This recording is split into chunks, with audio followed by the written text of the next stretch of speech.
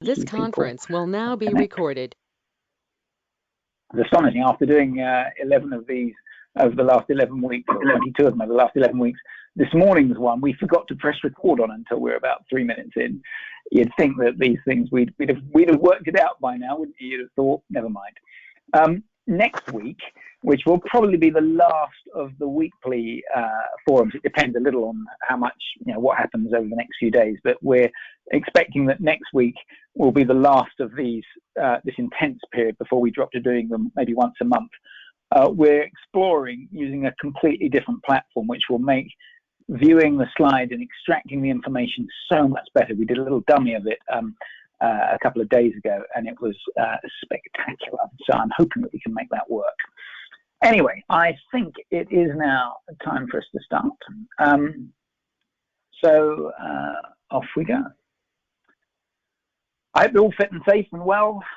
Thank you for taking the time to join this. This is the 11th webinar of the weekly series where we summarize what's been discussed on the COVID-19 WhatsApp groups, and it is multiple groups.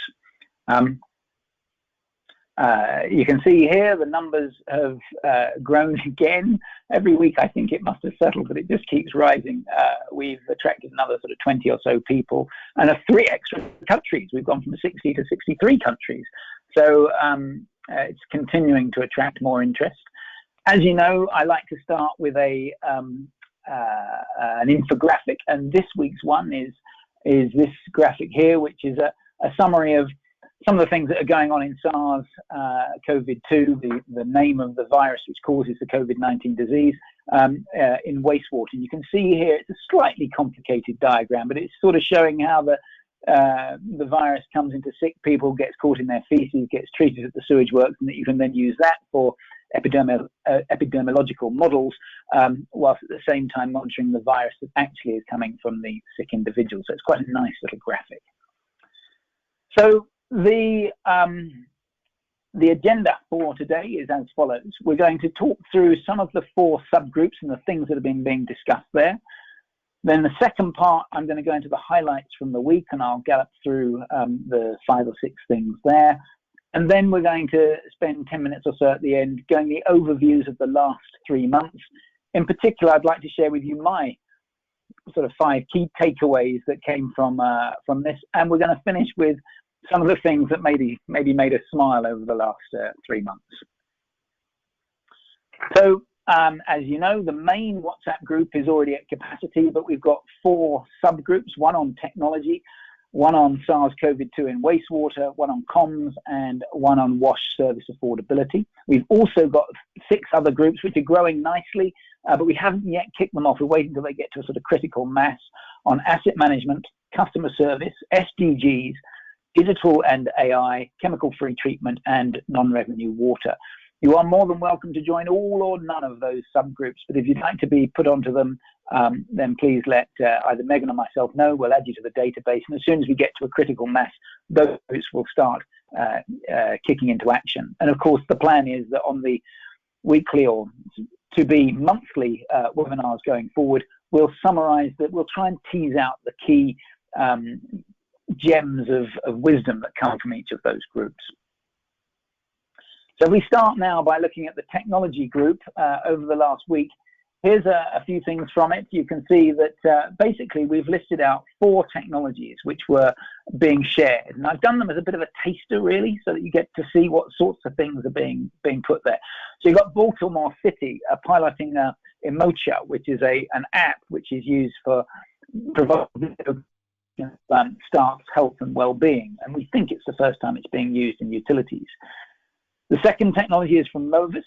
And now Movus is, I've known it for a while now, and it's a great technology. It's a bit like a Fitbit for pumps. That's how I hope they don't mind, that's how I describe it. But it's a brilliant piece of technology for basically telling you when your pumps and kit that vibrates, when it's working well and when it's not working so well.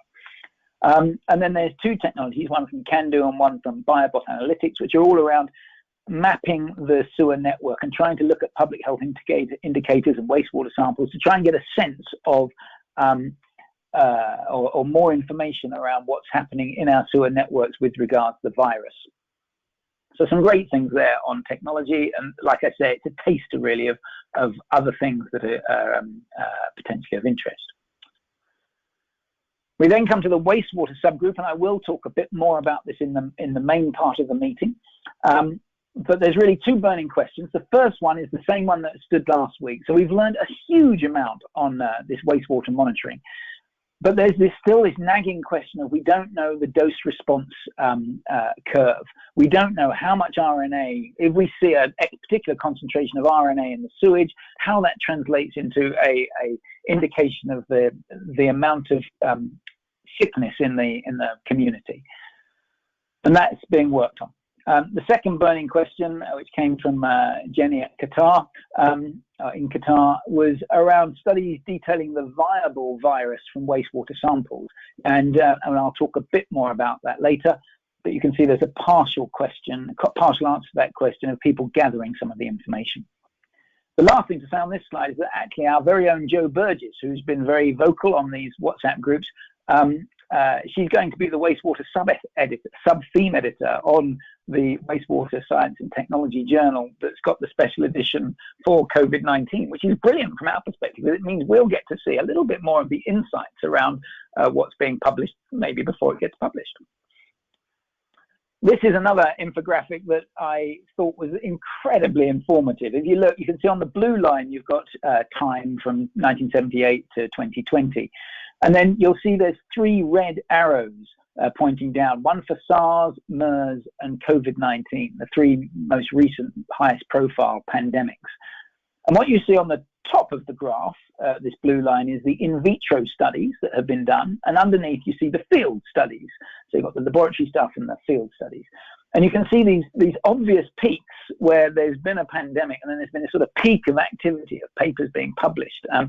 And you can see that, clearly following COVID-19, there's now a lot of field studies going on. It's quite a useful picture to give us some reassurance that the right people are thinking about this issue. Moving on to the wash service and affordability group, and this will come up a bit later, so I won't spend too long talking about it now. But the Sanitation and Water for All are running a follow-on event, which will be at the University of North Carolina, which follows on from the event which I reported last time, where there was the leaders of ministerial leaders were answering difficult questions. That same event got picked up by the comms subgroup, and like I say, we'll pick up on it a bit later. So now if we come to the themes from this week, you might recall I always like to start with a little case study, and we've now done case studies, I think, on 14 different countries. And the country for this week is Indonesia.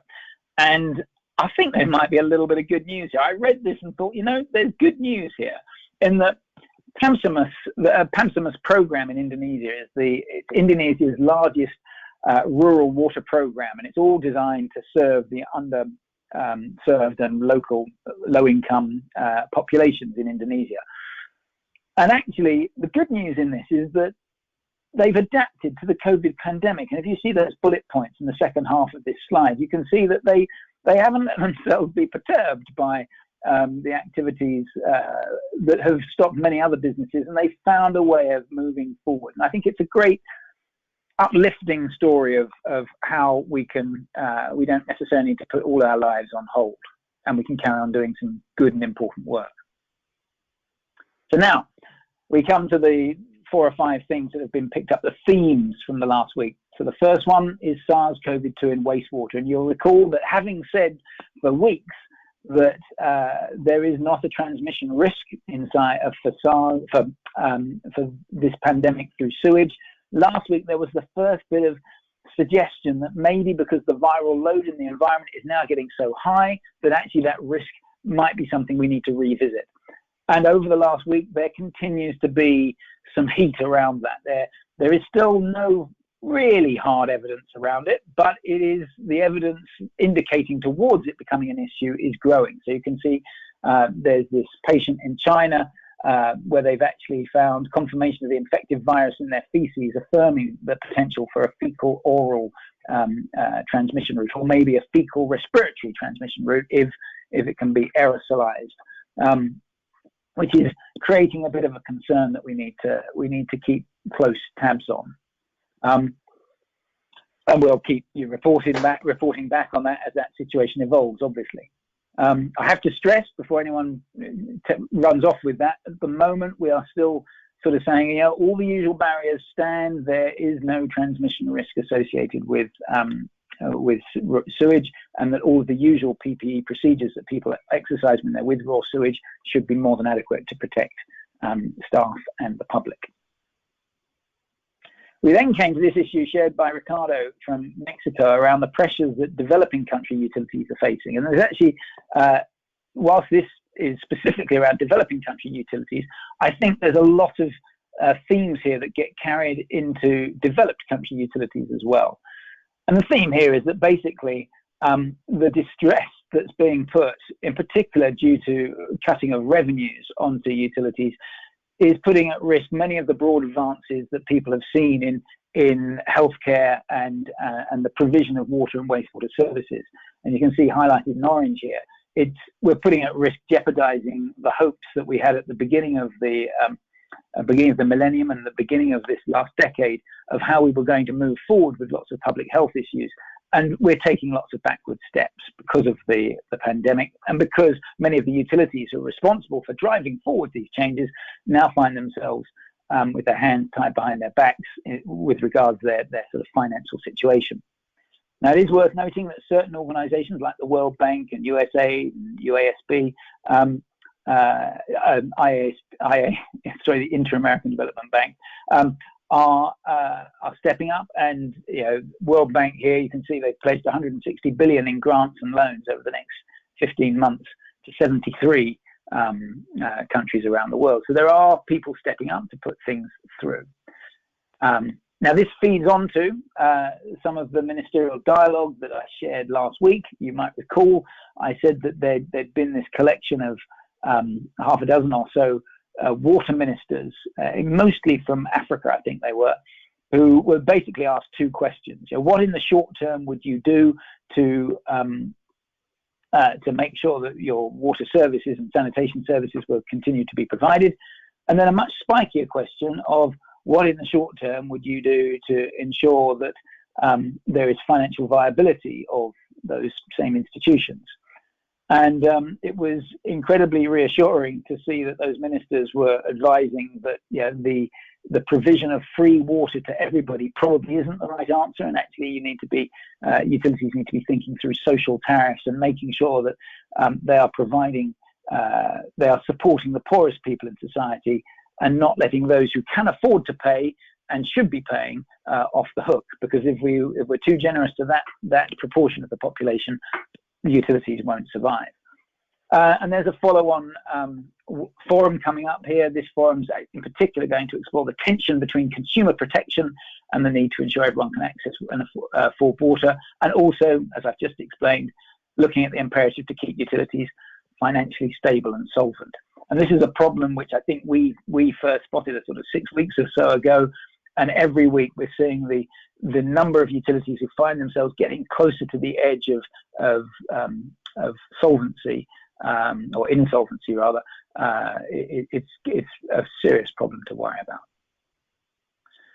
The next issue is around fighting COVID-19 sustainably. Now, this was shared by WASUP, Water and Sanitation for the Urban Poor, which is one of the best water charities, I think, in the world. And they've identified 4 steps for creating long-term water solutions that they think will last. And these really are genius. I have to applaud the WASUP people. I think they've been terrific in this. The first one is invest in stronger utilities. And they make this brilliant point that cities need to have pipe-treated water, but that needs to be done on a continuous water supply. Intermittent water supply weakens the infrastructure, allows for contamination, and most importantly, means that water is just not available when residents need it, which is the opposite. Secondly, they've stepped forward and put forward an argument around the power of great customer service. And this issue that we've talked about previously, where the world is split into people who can't pay, people who can pay, and then a group in the middle, people who can pay but won't pay because they sense that they don't need to pay now that we're in the pandemic. And the best way to deal with that group in the middle, which is growing, is to offer them brilliant customer service so that they feel more loyal and that they're more minded to pay for their water. Now, I know that sounds a little trite, but actually it's a very important point to make, I think. They've also made the point about regulatory oversight. If you're going to be sustainable in the future, you need to have regulators who are measuring the right things. And they've highlighted here in Kenya that there's a metric that utilities must report on how they're serving the low-income communities. And of course, what's measured gets done, and that's what we're seeing there.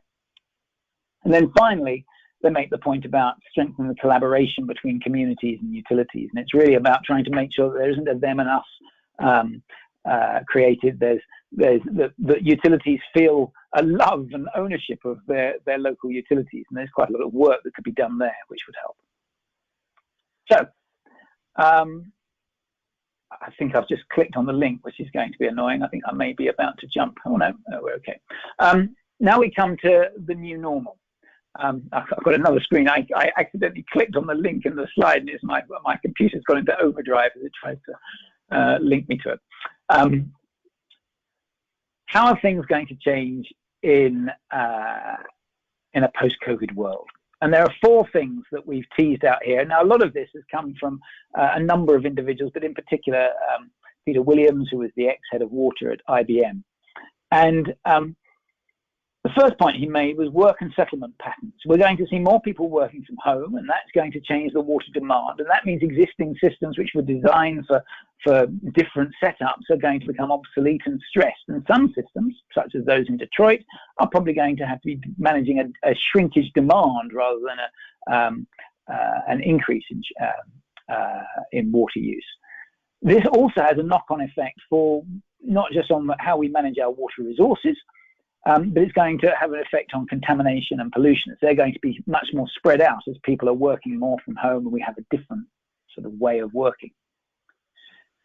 They've also picked up on the point around supply chains are going to need to be reconfigured, because this move towards globalization that we've seen over the last 25 years or so is probably going to be stopped and maybe even reversed. Many of those companies that were proud to be global brands with multiple factories spread across many nations are now finding themselves in particular exposed by the issues that have come through this pandemic.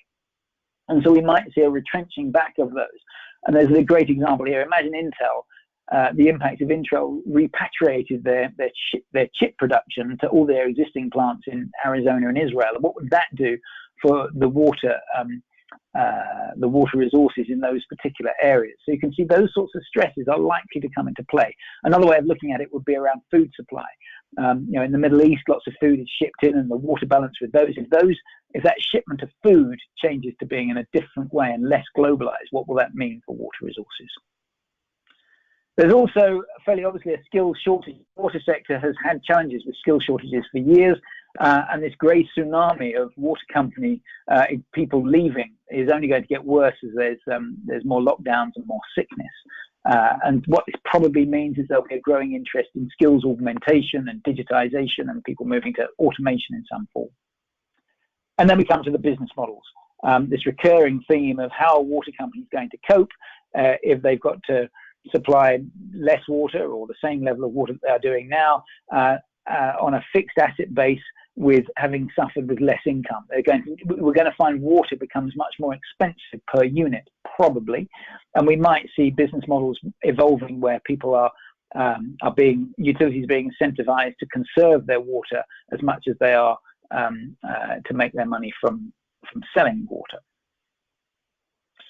So now, in the last 10 minutes, I'd like to give you a quick review of the past 3 months. You know this slide. Basically, we've set up a WhatsApp group. It's fairly chaotic, so we hold a weekly webinar where we summarize out the key learnings. It's not perfect, of course it's not perfect, but it hopefully works in terms of keeping people informed and providing a forum for people to exchange things that are working and things that aren't working. We think it works because it's open, fast, and informative. And if you look at the stats, you can see that week on week, we've seen the numbers of people engaged, the numbers of organizations involved, it's increasing. What we've also seen is this table at the bottom is a sort of heat map of how many people have got interested in the various groups. And you can see that the main group reached capacity by the end of April, hence the reason the subgroups came online. And as I mentioned earlier, we've got other subgroups coming on board.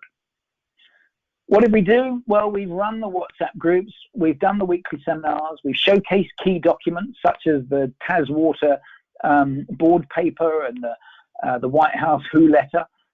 We've run some surveys. We ran our own survey very early on, which teased out some things which were then verified by lots of other people's surveys. And we've done our best to try and summarize those surveys for you.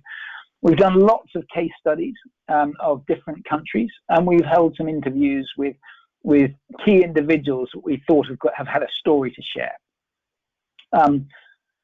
And if we look at the themes that have come up, you can see here, again, it's a heat map trying to show what are the things, and if you look at the traffic that's gone on the various WhatsApp groups, how has it changed? And you can see at the beginning, there was lots of talk about transmission risk from sewage and lots of discussion around PPE and could we recycle it and reuse it.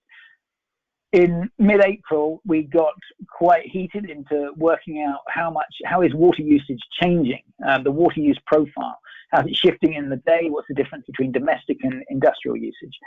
And more recently, perhaps not surprisingly, the focus has really been on the monitoring, the ability to use the RNA of the virus in sewage as an early warning monitor, the water safety plans, although actually I think we reached a peak on water safety plans because following the interviews we had last week, I don't think we've seen anything on water safety plans since. So we sort of looks like we cauterized that boil, we addressed it well enough then. And there's been talk about obviously the financial viability and digitization technology. We've shared our favorite infographics. You might remember those two, but the ones I particularly like to remind you of is this one, which I think was shared in the second or third week of the webinars. And this, we know, was very popular with a number of utilities. They printed it out on sort of A1 sheets and stuck them in the reception areas of their buildings as to where are you in your COVID-19 journey? Are you in the fear zone, where you can see these words, I complain frequently, I get mad easily, I grab food, toilet paper and medications that I don't need? Or are you in the learning zone? I evaluate information before spreading something false. I start to give up what I can't control. I identify my emotions. Or are you in the growth zone? I thank and appreciate others. I look for a way to adapt to new changes. Or my particular favorite in this zone, I'm empathetic with myself and with others. I'm not quite sure how you can be empathetic with yourself, but maybe someone can shed some light on that. Hopefully that infographic has been useful for just helping us all understand we're on a journey and we will get back to some sense of normality, or what we're in will become a form of normality in the future. This was another infographic that we shared that got people very excited. Is that the time we shared it, I think there was a lot of people who believed that this was going to be a one-peak wonder. And I think in general, the learning is that we're probably going to see multiple peaks. I think in the UK, we're going to see this first peak and it's just going to carry on for a very long time. That's what the evidence seems to look like. But we've already seen in places like Singapore, we've had one peak that's come down and then resurged back again. And the real question, I think, is are we on that middle graph where the peak we're in isn't the worst yet and we've got a much worse peak coming? Or are we on the bottom graph where the peak we're in now is the worst it's going to get and their subsequent peaks will be much smaller? And nobody knows, but we just need to be mindful of this being a potential outcome. So what did we learn? What were the 12 takeaways that I took from this? And I deliberately tried to pluck out 12, and I'll walk quickly through them. So with lockdown, I think we learned that timing is crucial. This is not the time to dither. When you're in this sort of scenario, decisions need to be made quickly, and you need to have your asset registers up to date. You need to have sensible and robust water safety plans, and you'll hopefully be okay. With PPE, number 2, reuse of PPE is of limited value, and actually social distancing appears to trump pretty much everything else. If you can get your staff to socially distance, then you're probably doing the best you can. With operations, the best piece of advice I think we shared was isolating your shifts so that they work separately and they don't cross-contaminate, and maybe even having a spare shift that's ready, a team that's ready to be mobilized. If one of the shifts falls ill, one person in one shift falls ill, they're probably all going to fall ill, so you've got a different shift team that you can slot in. On the wash side, it's become clear that we have to think about the most disadvantaged in our society, and that's not just about throwing endless amounts of money at them. It's about recognizing that mega slums are infection hotspots and providing practical, robust solutions. There's no point in telling people to wash their hands if they haven't got access to water to do so. So some of the simple solutions were mobile hand washing units that could be placed in taxi ranks and car parks and shopping malls and places like that.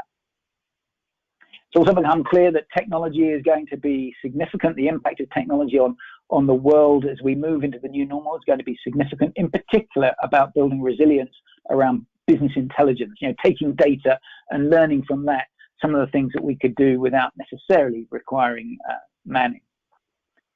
I think scenario planning, we had a lot of examples over the last few months of scenario planning where people have said, oh, we did a scenario about a pandemic a year ago and it showed that we were going to run out of chlorine. Oh, whoopee-doo, look, we ran out of chlorine. Yeah, if you're going to do scenario planning, I think it's important to act upon it. Otherwise, you've wasted everybody's time going through it. So there's something around scenario planning that tells you something important, actually act upon it. And then there's a funding crisis coming. Some utilities quite simply are not going to survive this. There's going to be renationalisation or emergency funding required, because you can't expect any business, let alone a water business, which is providing something vital to the community, to survive if its revenues have just dropped to 10% of the usual level. What else did we learn? Well, we learned that water usage has changed, that domestic water usage has generally gone up as people have been working home, and that industrial use has dropped because of the lockdown. That has implications on water company revenues, depending on who's metered and who's not, and it's different for every water utility.